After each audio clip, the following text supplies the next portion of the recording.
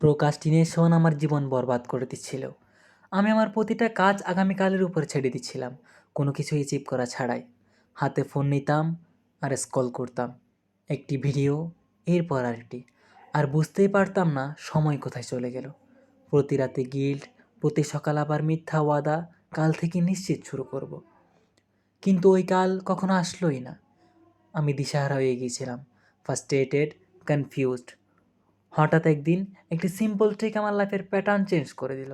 ট্রিকটি ছিল the 5 minute rule. শুধু এতটুকুই করতে হতো, একটা কাজ নাও আর সেটা মাত্র 5 মিনিট করো। আমি চিন্তা করলাম, মাত্র 5 মিনিট?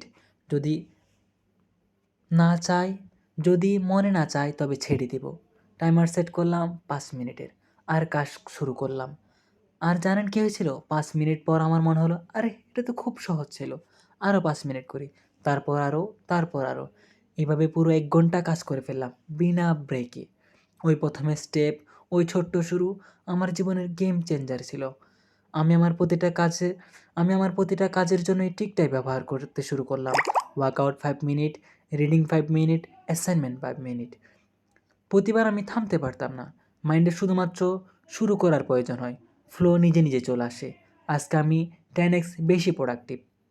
তা শুধুমাত্র এই জন্য যে আমি শুরুটা ছোট্ট রেখেছিলাম। যদি জীবন পরিবর্তন করতে চান তবে চিন্তা করবেন না, শুধুমাত্র 5 মিনিটের জন্য শুরু করে দিন। কেননা ছোট্ট শুরু বড় রেজাল্ট নিয়ে আসে। স্টার্ট স্মল, গো বিগ।